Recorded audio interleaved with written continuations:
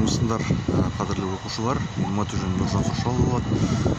Жалпы енді бүгінгі шараға мен өкінішке орай тікелей эфирмен қосыламыз ғой деп едім, өкінішке орай қосыла алмадым.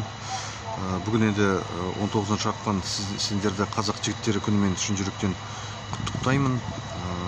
2019 жылы Қарағанды қаласында біз осы қазақ халқының мұрасы кітаптар сериясы және қазақ тілі қоғамының қолдауымен осы қазақ күнтізбесінің тұсауын кескен болатынбыз.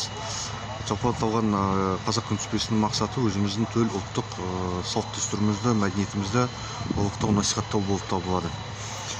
Аталған күнтізбеде барлығы 20-ға жуық атаулы күн бар. Қазіргі енді бұл атаулы күндер енді сынамалы түрде даталар белгіленіп, біз осы арқылы ұлттық құндылықтарымызды насихаттауға ұмтылыс жасап жатырмыз. Бүгін енді қазақ жігіттерінің күні, қазақ жігіттерінің тұтастығы күні.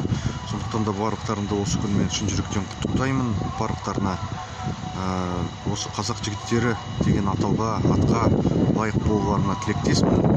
Жалпы енді қазақ жігіттері туралы сөз болғанда, қазақ жігіттері қандай болу керек деген орынды сұрақ туындайды.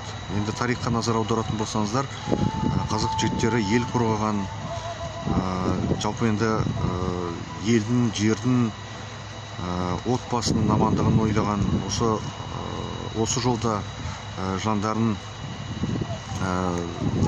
шүберекке түйіп, жаумен алысқан.